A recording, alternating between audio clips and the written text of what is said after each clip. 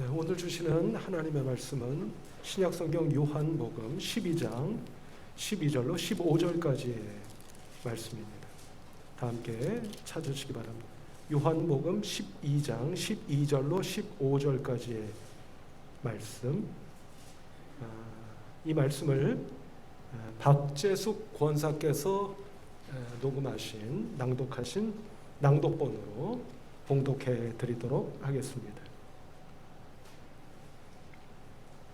그 이튿날에는 명절에 온 무리가 예수께서 예루살렘을 오신다는 것을 듣고 종려나무 가지를 가지고 맞으러 나가 외치되 호산나 찬송하리로다. 주의 이름으로 오시는 이니 곧 이스라엘의 왕이시여 하더라. 예수는 한 어린 나귀를 보고 타시니 이는 기록된 바 시온 따라 두려워하지 말라. 보라 너의 왕이 나의 새끼를 타고 오신다 함과 같더라.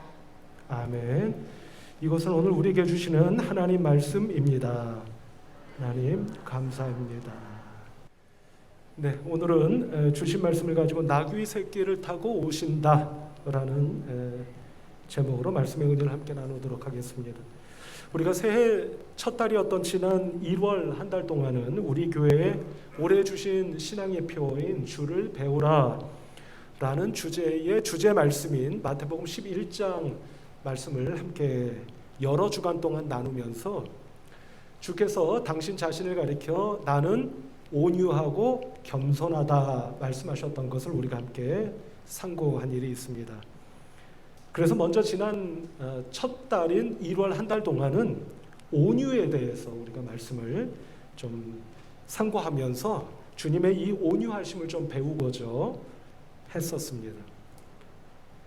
이번 달, 그러니까 2월 달은 이 온유에 이어서 나는 온유하고 겸손하니 라고 말씀하셨기 때문에 이 2월 한 달 동안은 우리가 겸손에 대해서 좀 상고하면서 또 주를 좀 배워보고자 하는 그런 한 달로 삼아보고자 합니다.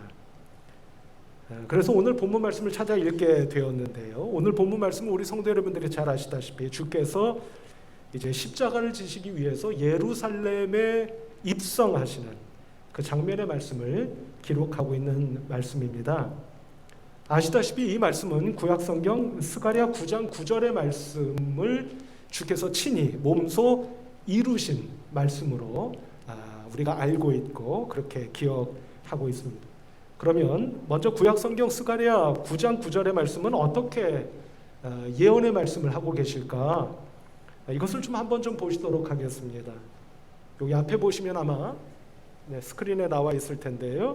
이 말씀을 우리 같이 한번 읽어보시도록 할까요? 하나님께서 스가랴 선지자에게 메시아가 이런 모습으로 올 것이다 라고 예언의 말씀을 주셨던, 그래서 스가랴 선지자가 이 말씀을 선포했던 그 말씀입니다. 한번 우리 같이 한번 읽어보도록 하실까요? 시작. 시온에 따라 크게 기뻐할지어다.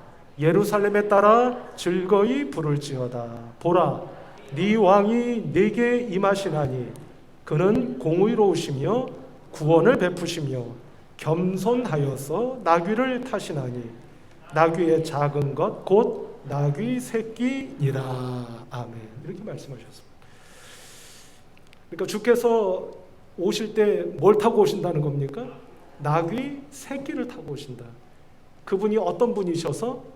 겸손한 분이셔서 이렇게 예언의 말씀을 주셨는데 주께서 이 예언의 말씀을 이루신 것을 오늘 본문 말씀을 통해서 우리가 이제 보게 된다 하는 겁니다. 그러니까 한마디로 말씀을 들으면 주님은 마태복음 11장 말씀에서 이미 우리가 보셨던 것처럼 당신이 어떤 분이시라는 겁니까? 온유하심과 동시에 겸손하신 분이시다 하는 것을 우리가 알 수가 있겠다 싶습니다. 그럼 여기서 겸손이라는 게 대체 어떤 의미를 갖고 있는 것일까? 저는 여기서 이제 두 가지를 잠깐 우리 먼저 한번 좀 말씀을 드리고 싶은데요. 먼저 첫 번째는 주님은 온 세상의 왕이시지 않습니까? 온 우주의 왕이시지 않습니까? 근데 왕이신 주님께서 뭘 타고 오셨다고요? 나귀, 그것도 새끼를 타고 예루살렘으로 들어가신다.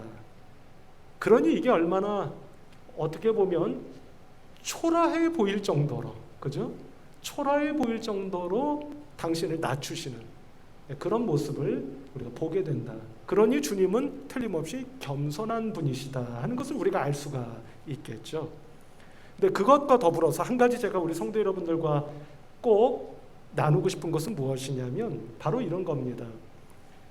주님께서는 하나님의 뜻을 이루시기 위해서 이미 구약 성경에서 하나님께서 예언자를 통해서 주신 예언의 말씀, 그 말씀을 이루시기 위해서 당신 자신을 말씀에 내어드렸다는 겁니다.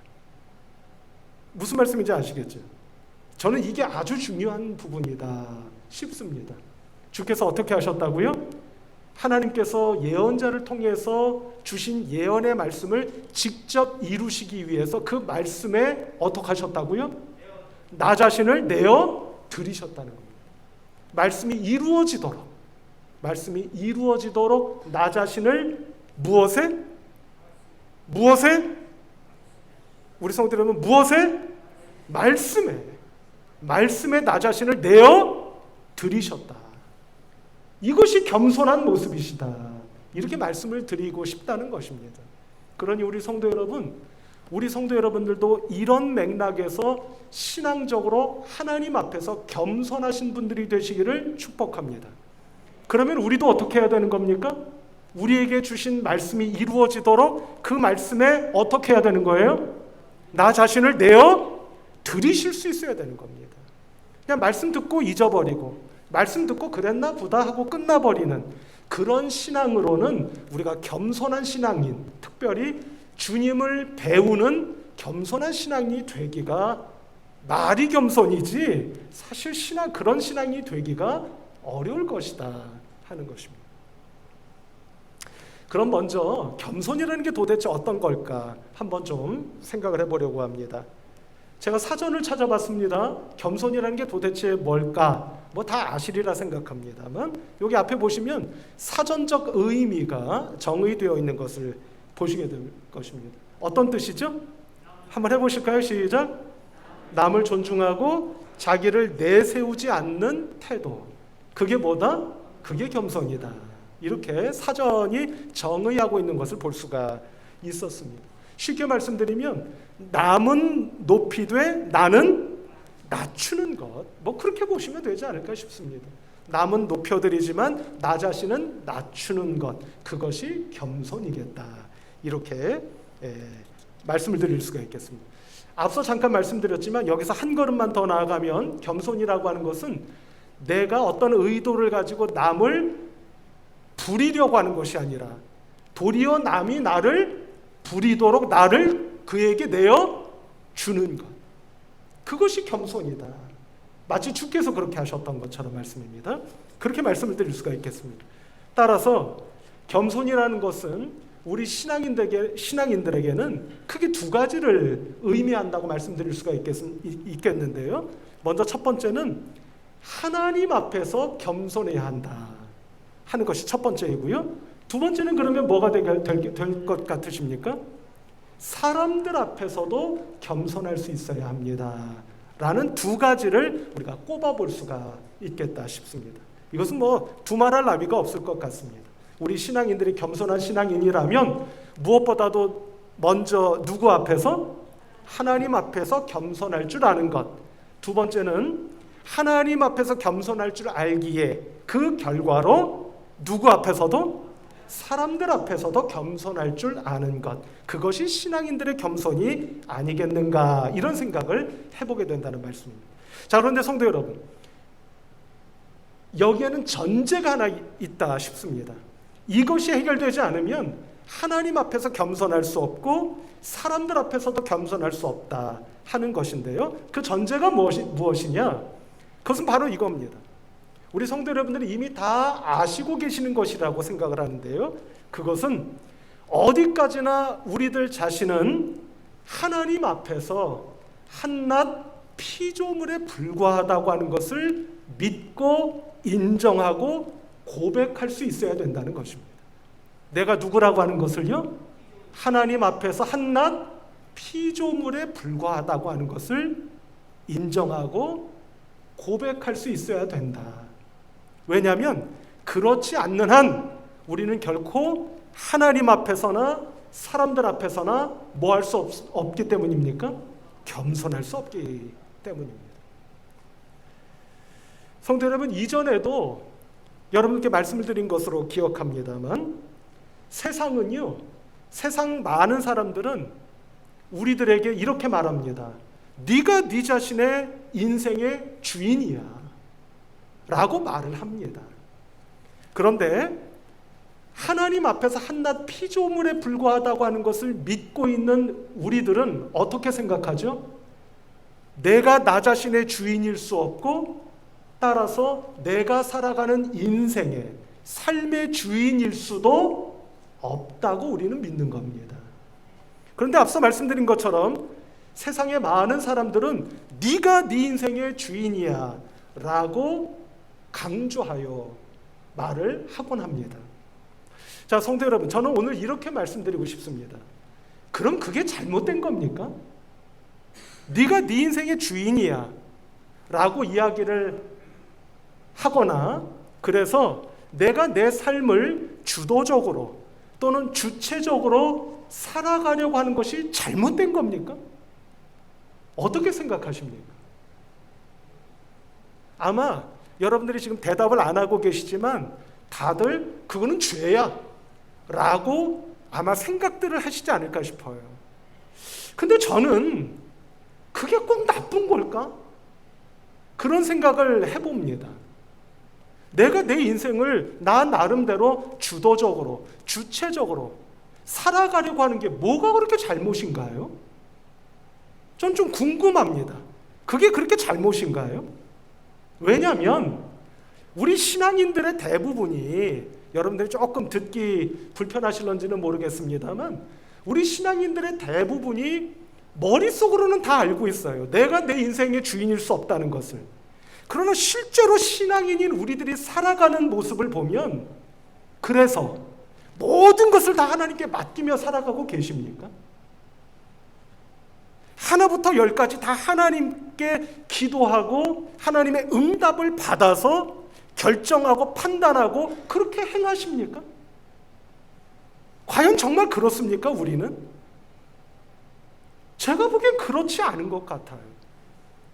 왜냐하면 참 부끄러운 말씀입니다만 저 자신부터가 열이면 열, 백이면 백, 모든 것을 다 그렇게 하나님께 응답을 받아서 행하고 있느냐 이 말씀이에요.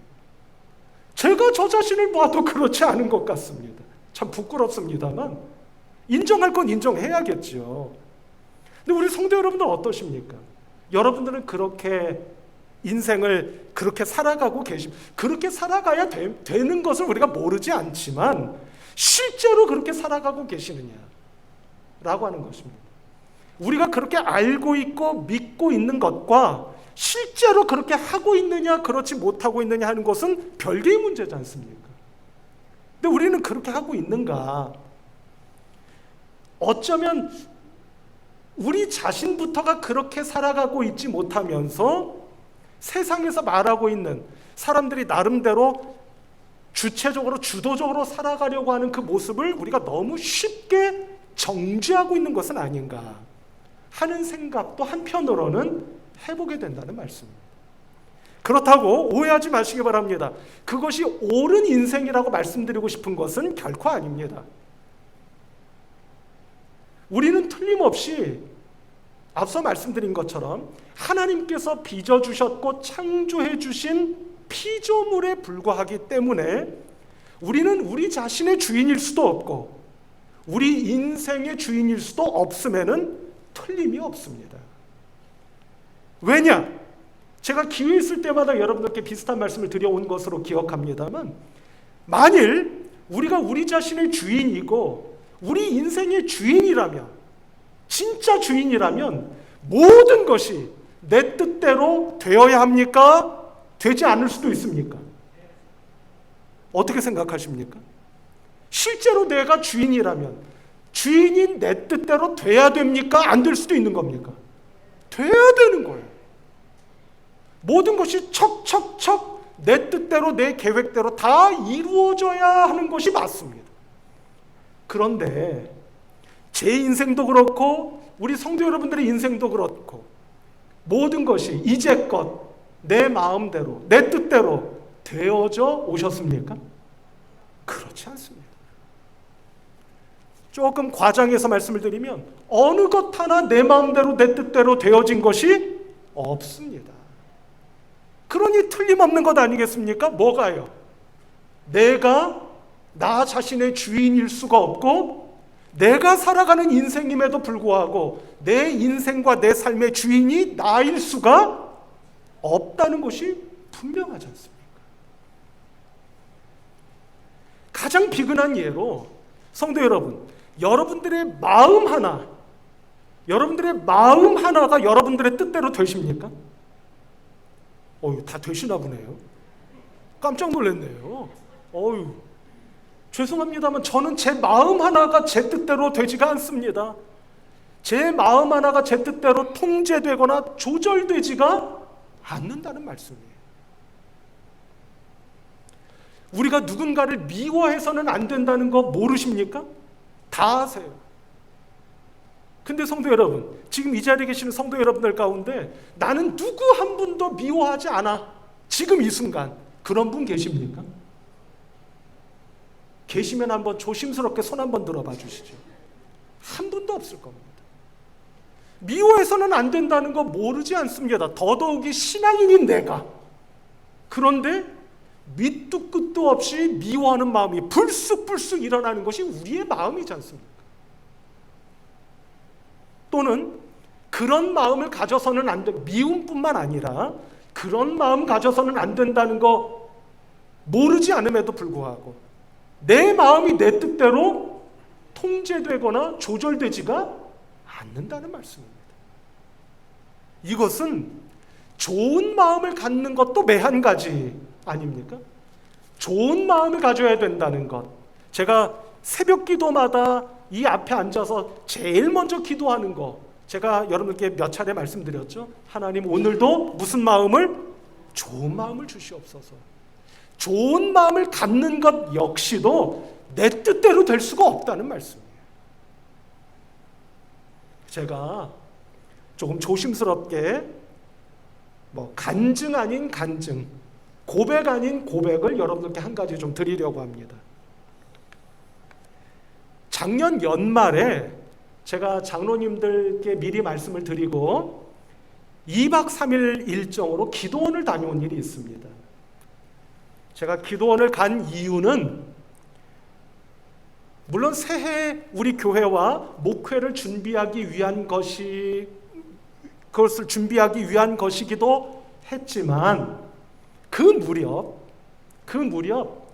저의 마음이 편치가 않았습니다. 솔직히 말씀을 드리는 겁니다. 제 주변에 있는 몇몇 분들로 인해서 그런 마음을 가지면 안 된다는 거 앞서 말씀드린 것처럼 모르지 않음에도 불구하고 자꾸만 불편한 마음, 원망스러운 마음이 종종 일어나는 것을 겪고 있었습니다. 그래서 제가 안 되겠다 싶어서 교회에 말씀을 드리고 제가 가끔 찾는 기도원을 찾아갔던 겁니다. 성도 여러분, 사람을 이해하려고 해서는 안 되는 것 아시지 않습니까? 우리 한번 솔직히 생각을 해볼까요? 이해하려고 들면 이해되는 사람이 있습니까? 있으십니까? 없다고 할 수는 없지만 많지 않습니다. 저 사람은 왜 저래? 이 사람은 또 왜 이래? 그 사람은 또 왜 그래? 이해하려고 하면 이해되지 않는 존재가 사람이잖아요. 그래서 우리 주님은 우리에게 결국 뭘 가르쳐 주신 겁니까? 사람을 이해하려 들지 말고 뭘 하라는 말씀이에요? 사랑하라는 겁니다.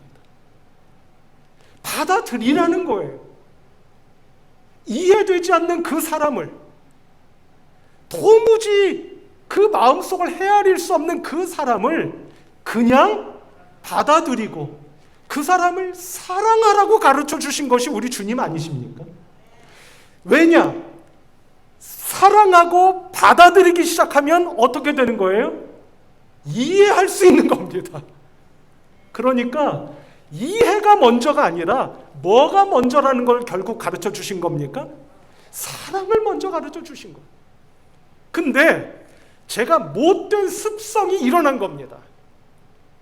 주변에 있는 몇몇 분들, 평상시에 제가 솔직히 말씀드리면 평상시에 늘 이해가 되지 않는 분들이었던 거예요.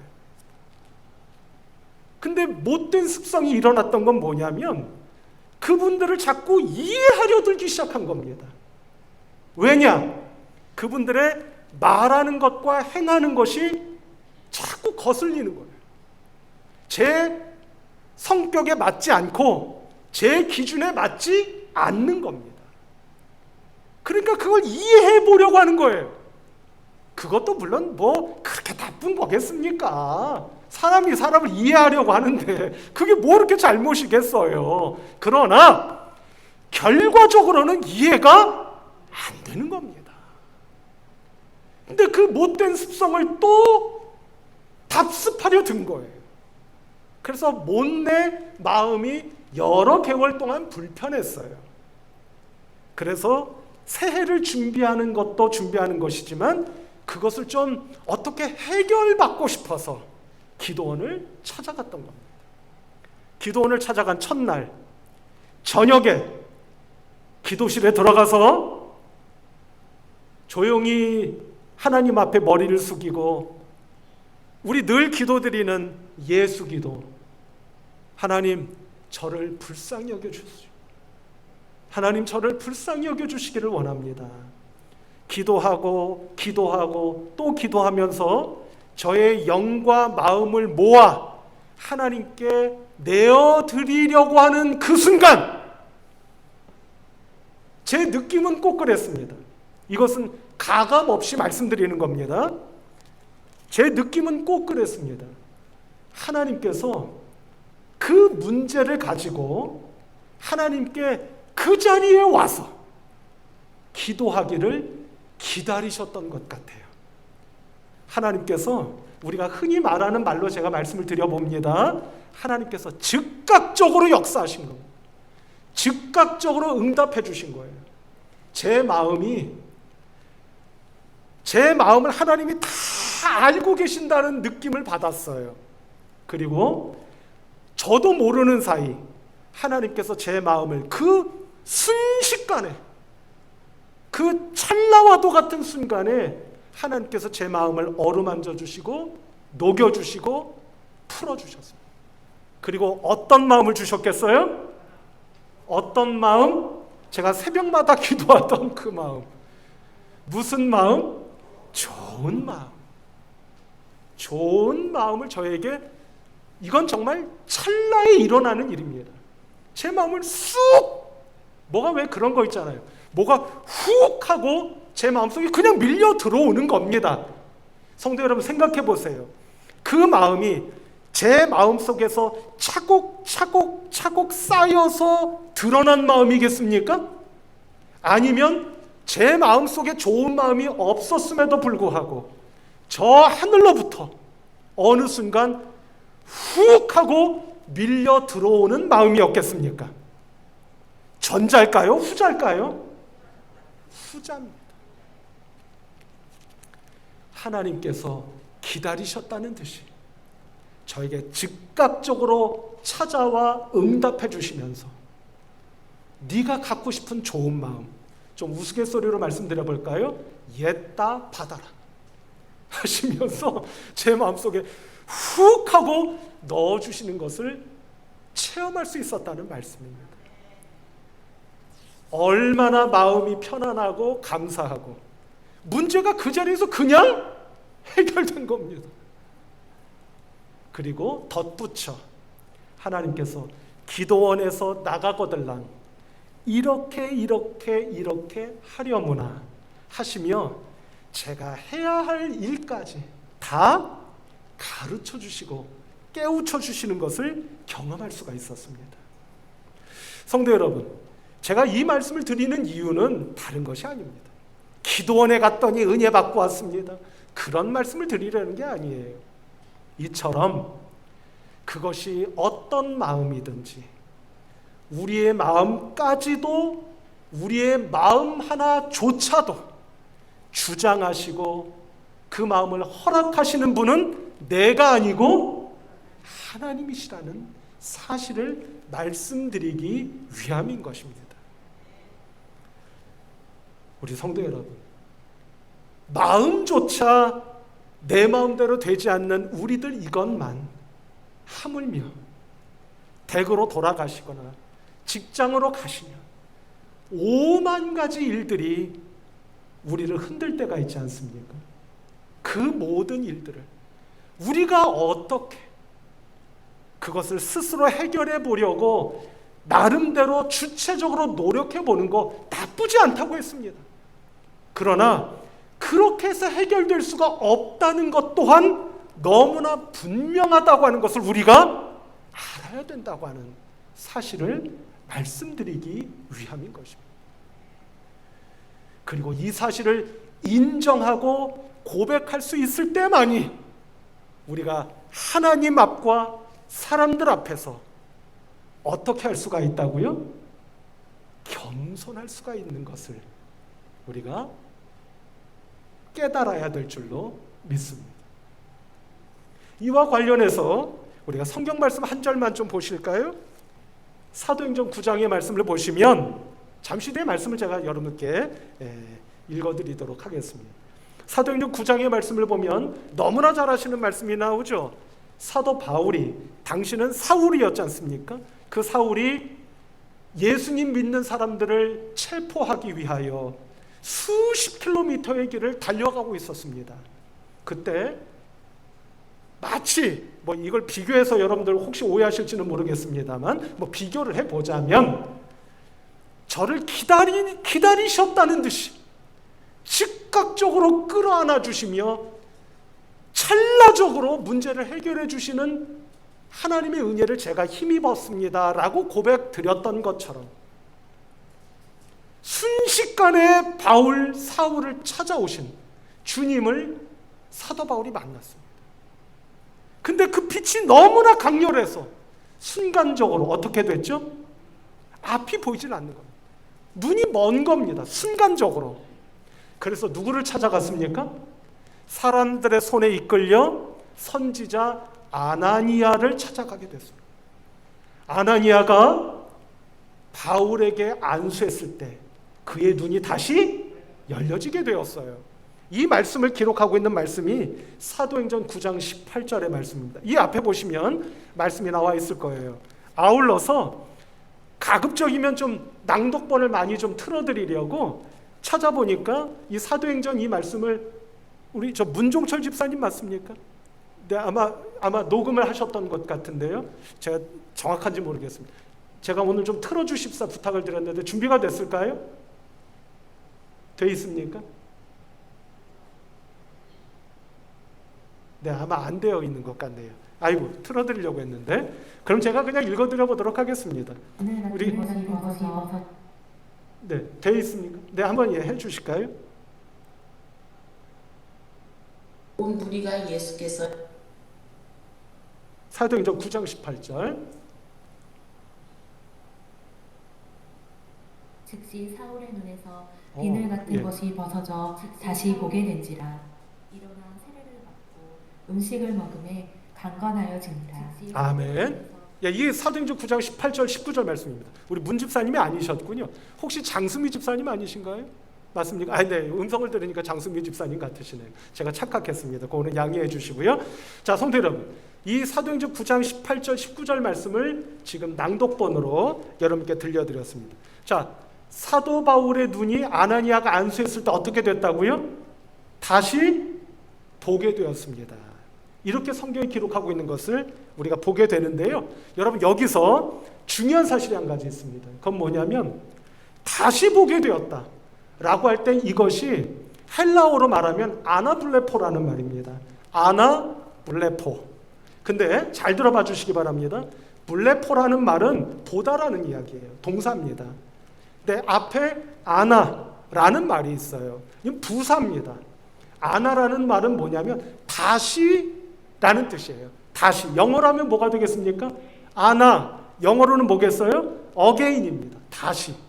다시가 되는 거예요. 그런데 헬라어의 사전을 보면 이 아나라는 말은 다시라는 말도 있고 또 한 가지 뜻이 있습니다.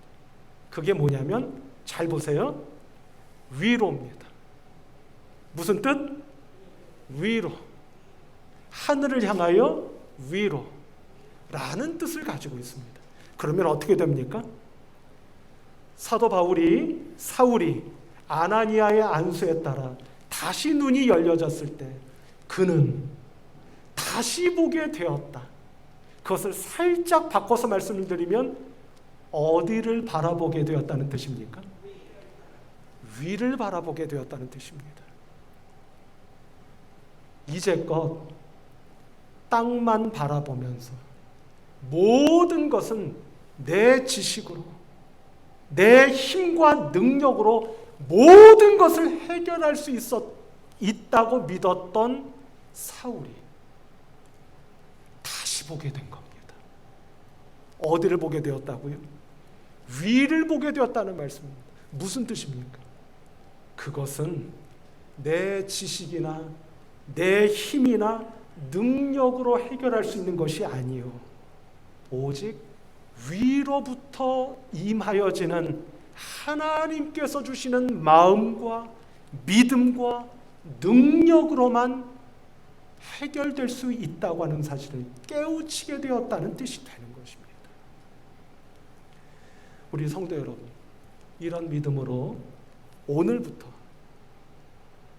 여러분들에게 닥치는 일들이 어떤 것이든, 여러분들의 마음속에 형성되는 것이 어떤 마음이든 위에 계시는 하나님을 바라보시며 하나님께서 위로부터 나에게 내려주시는 은혜를 힘입어 좋은 마음을 갖게 되고 하나님께서 주시는 힘과 능력으로 모든 일들을 선하고 복되게 해결해 가실 수 있는 우리 성도 여러분들, 아니 하나님께서 친히 찾아와 주셔서 나를 선하고 복된 길로 인도해 주시는 은혜를 오늘로부터 겸손한 믿음으로 꼭 힘입으시고 경험하시고 체험하실 수 있는 참된 겸손의 믿음으로 이 한 달을, 아니 올 한 해를, 아니 여러분들의 남은 여생을, 평생을 살아가실 수 있는 주님을 배우는 겸손한 성도님들 한 분 한 분 모두가 되시기를 주님의 이름으로 축복합니다. 기도하십시다. 하나님 아버지의 은혜와 사랑을 감사합니다. 겸손히 하늘을 바라볼 수 있기를 원합니다. 성령님, 믿음 주셔서 우리의 눈을 들어 바울처럼, 사울처럼 하늘을 바라보며 하늘로부터 공급해 주시는 은혜와 능력과 새 힘과 축복과 위로와 평안을 풍성하게 힘입게 되는 모든 성도들이 될 수 있도록 축복하여 주시옵소서. 주님을 배워 겸손히 하나님을 섬기며 겸손히 사람들도 섬기는 믿음의 귀한 백성들로 삼아 주옵소서. 우리 주님 예수 그리스도의 이름으로 간절히 기도하옵나이다. 아멘.